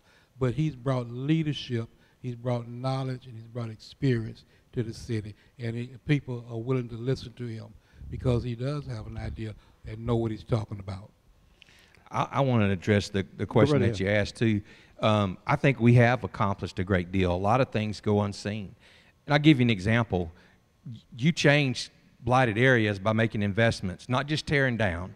You do have to tear down, and we've torn down a lot of houses and apartments, and we've spent hundreds of thousands of dollars, tearing down things that need to be torn down. We also issue code enforcement citations day in and day out to address those kind of issues. So we have been addressing those issues. But it's not just that. That's not the only part of it. You have to do that, but you also have to make reinvestment into those particular communities. One example of that, and not just the city of Warner Robins, but the hospital authority building the healthcare pavilion where the old house to mall. Could you imagine what a blighted situation that could be as an old mall without the hospital authority have not made that investment working with the city? Another example, the Walmart neighborhood grocery store that moved in and renovated the old Family Mart, which was such an eyesore, closed for years and years. Reinvestment. The new sports complex on North Houston Road. I can't tell you how many people said, don't put it over there, don't put it over there, don't put it over there. But I wanted to put it over there because I know the direction of that part of town is going to revolve around all these improvements. So it's not just tearing down, it's reinvesting. And I believe the same thing needs to be done on North Davis. We need to continue to tear down and deal with these code enforcement issues, which we have been doing, and then we need to make reinvestment a priority. And there's lots of ways to do that. It's providing incentives for industry to come in, to making sure that it's policed, that it's safe, that the community can expect that. So there's all sorts of things, but it's going to take not just tearing down, but reinvesting. And we've been doing that, and we need to commit to continue to do that. Well, my specific question to you dealt with town hall meetings, keeping the citizens apprised of what's going on. To that end, let me just expand a little bit more. One of I think it was you, Mr. Howard, made the statement, or in bewilderment, wondering, and perhaps Mr. Holmes, I believe, asked to vote on things that you don't know anything about. My question is, if either of you on the stage are elected, will you be strong enough to represent us, or will you lack the integrity to do so? Let me expound a little bit more. Mr. Mack said you can't renege on bad deals, even if it's a bad deal. That's what this city has done, and the council persons, you're culpable with that.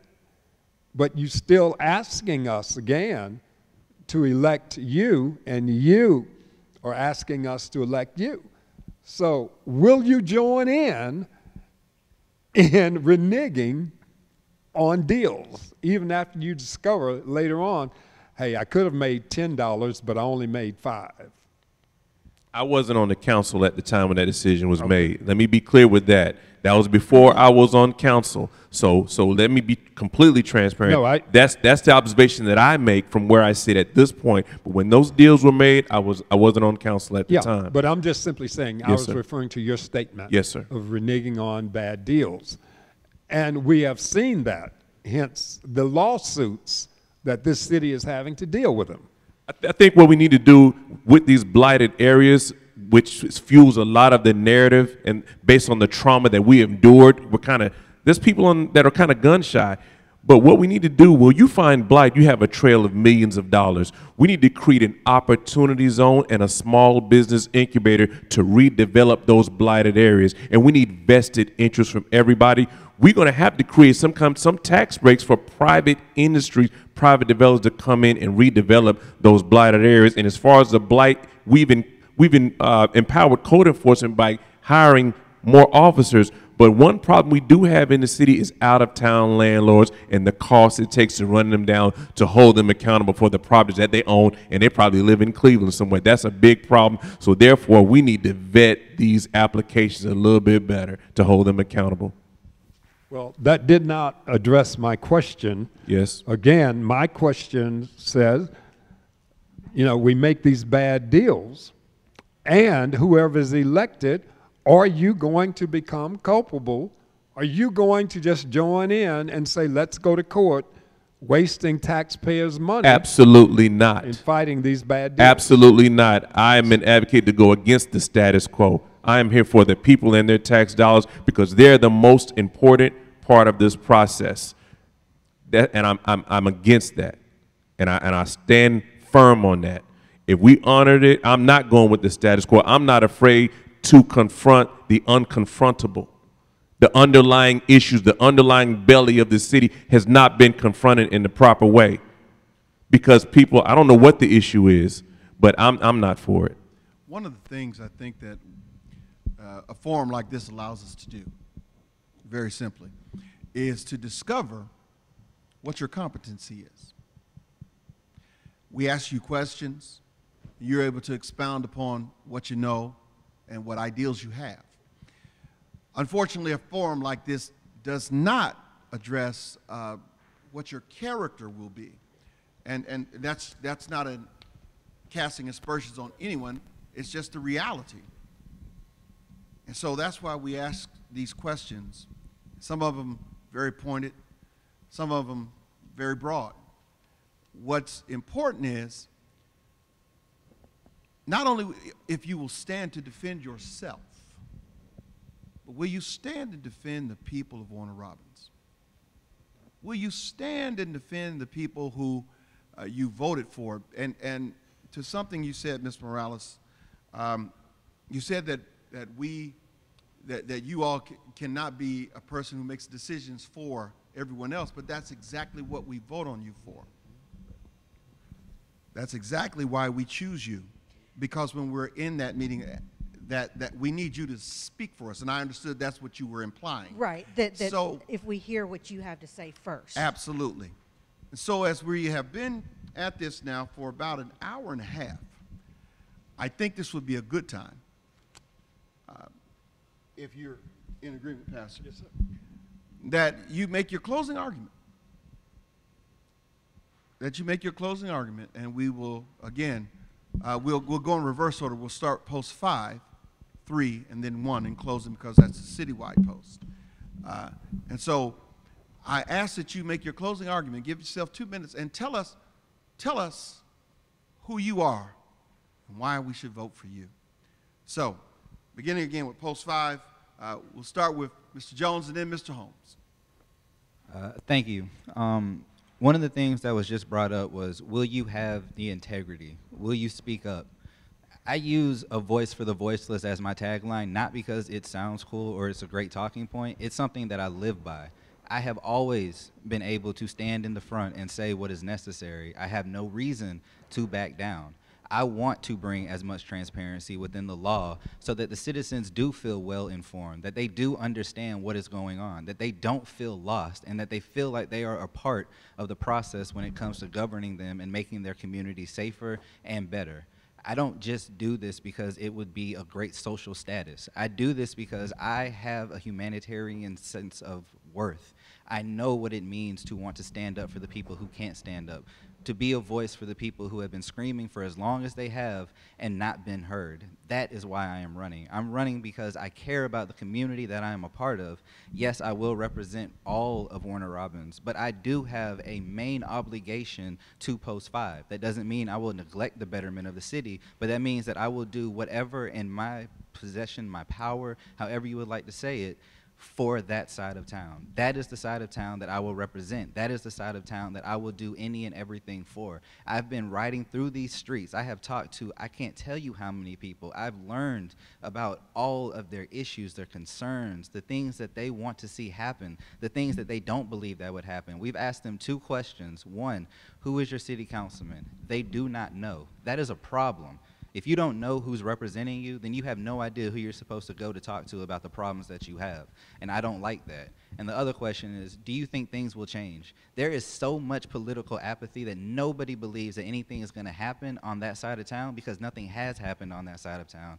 I've seen a lot of lip service and I've seen a couple buildings go up, but that does not satisfy the needs of the individuals who live in Post 5. I am here to help bring that change. I am the best representative of what that potential could be in Post 5, and I will continue to fight daily. I hosted a podcast that was called Controversial Conversation because I was not scared to talk about the topics that needed to be addressed, and I'm still not scared to talk about those things. So I will be a voice. I will continue to speak up, and I will continue to be the best representative and the best candidate for Post 5. My name is Michael Jones. I'm running for Post 5, and I hope I can secure your vote, whether it's early voting or November 2nd. Either way, exercise your right. Make sure you do go vote because it is one of the biggest and greatest assets that you have when it comes to changing your community. Thank you. Thank you, Mr. Jones. Mr. Holmes? Thank you so much. Excuse me. Thank you so much for this opportunity tonight. First Baptist Church, Garment Street, thank you. Dr. Vining, thank you for moderating. For those in the audience and those in the virtual audience, thank you for tuning in and listening to us. We have done so much that you know about, but you don't know about. First of all, I don't believe in philosophizing. I don't believe in waving a banner of red flags saying, I did this and I did that. Because it takes 4 votes to get something done. And if you learn how to count, you're going to be all right. It takes 4 votes. And you got to, when you go to the people, you got to have something worth voting for. Now, I've stood alone for a long time, not just in City Hall. Excuse me. Voice going out too. Thank you. I was about to say, I believe in what I believe in, and I will stand for you, and I will stand with you. You know me because you know you've called me, and you've told me what the situation was or what the situation is. And I will tell you. I don't tell you as often as I used to tell you.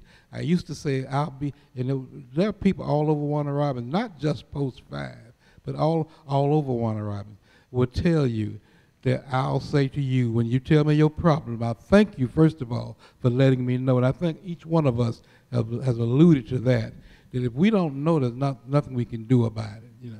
But I will tell you, I will be by your house tomorrow morning about 9 o'clock. I'm not going to ring your doorbell. I'm going to come look for the problem you told me you had. Then I'm going to go get the person or find the person that can rectify that problem. That's what I do. I stand alone, I've stood alone, and I'll continue to stand alone for what is right.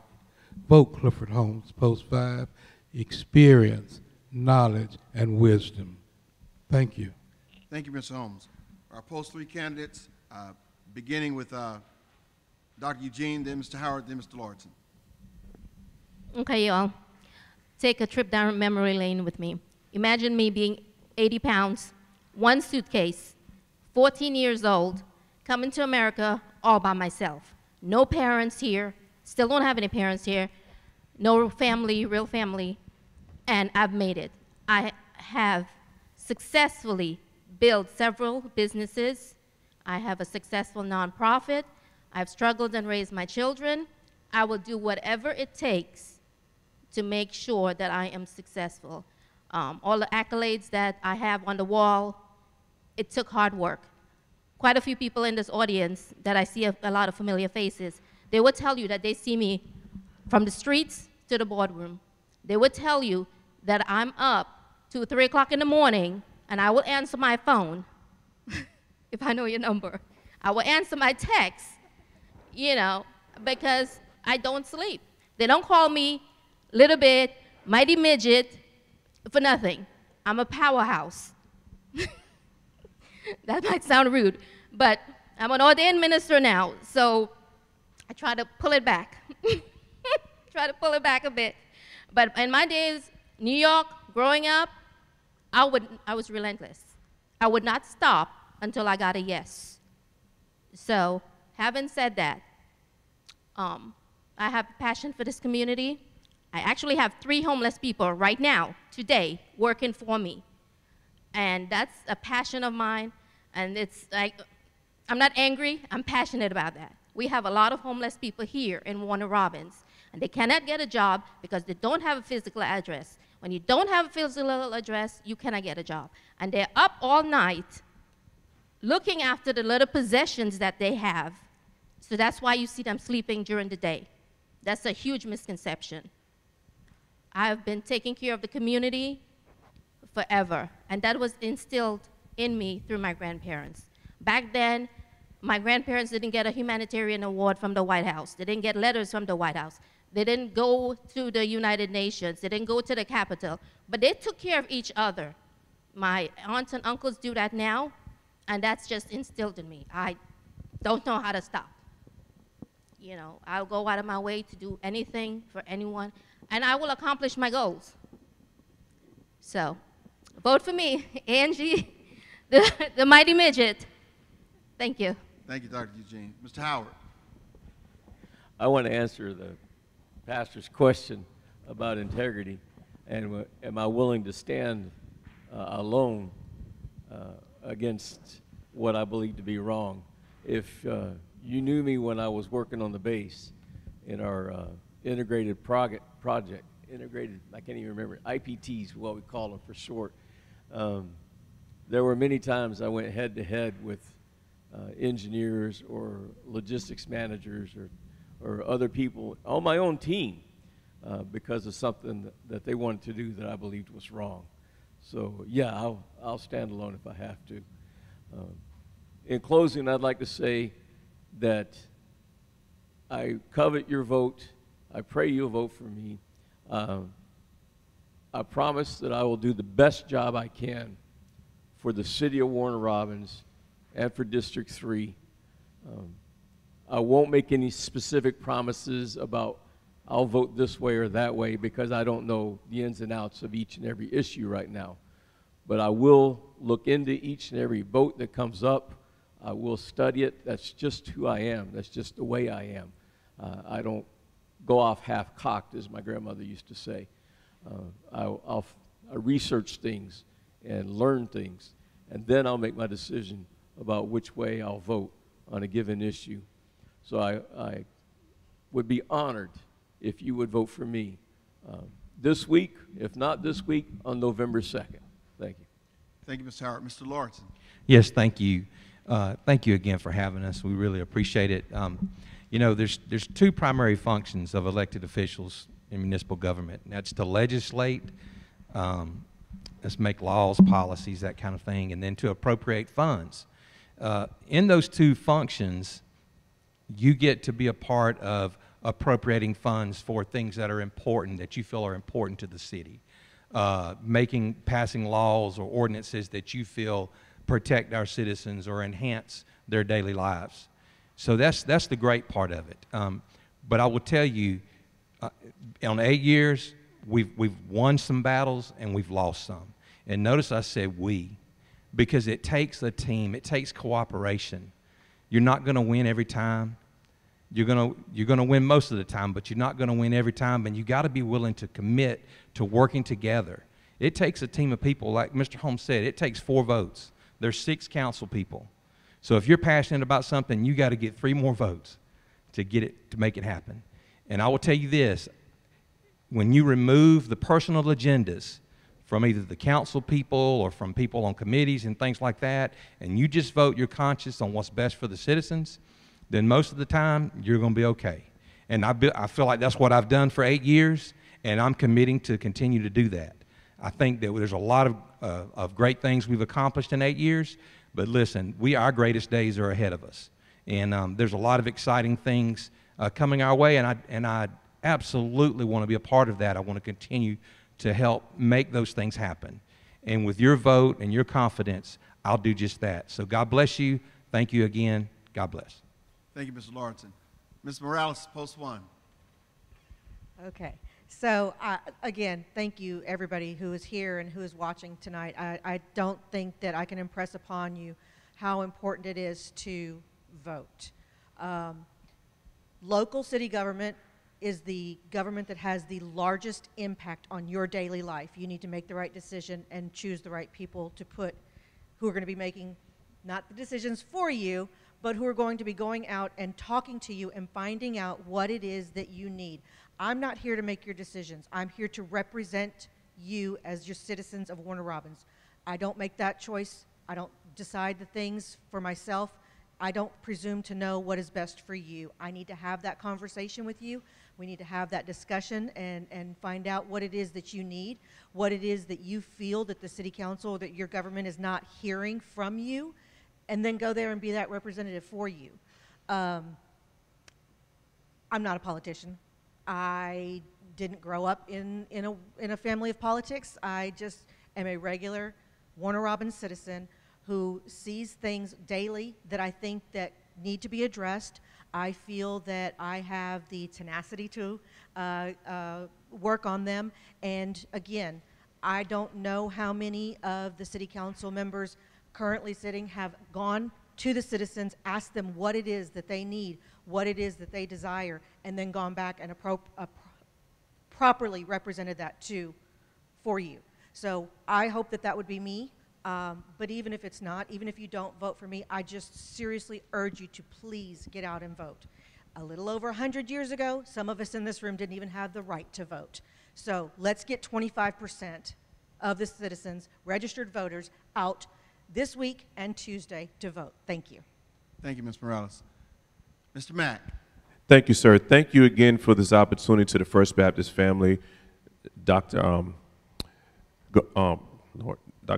Doc Vining, thank you for being the moderator. Again, I'm passionate about this. I ran a campaign calling myself the all-inclusive, all-access, boots-on-the-ground candidate for a reason. And since I've been on council, there's been a learning curve, but being accessible to the constituent is exactly what I've been. I'm a public servant, not a politician. I have a spirit of servitude, and I take that responsibility very, very serious. I'm an advocate for good legislation over bad legislation. I always want to try to make a decision based on the right side of righteousness. I don't want to make any decisions, and I'm not going to make any decisions based on my emotions or my opinions, but in accordance with the charter and what's right for the citizens of this city. That's what I'm advocating for. I'm the guy that you can call any time of day or night. I want to be proactive and not reactive. That's what I want to advocate for the people. And I want to ask the people to be demanding citizens, be our accountability partners, because you are our boss. You elected us to do a job for you. We are the voice for you. And if you're not there, then things get slated. But I just want to be an advocate and ask you all to be demanding citizens, exercise your right to vote, and remember me. And I make this promise and I stand on it. I promise to not abandon you after this election cycle is over. Vote for Derrick Mack, Post 1, City Council. Thank you. I'd like to thank First Baptist Church, Garment Street, for allowing me to moderate this forum. I have really enjoyed the exchange of ideas and thoughts, cares and concerns.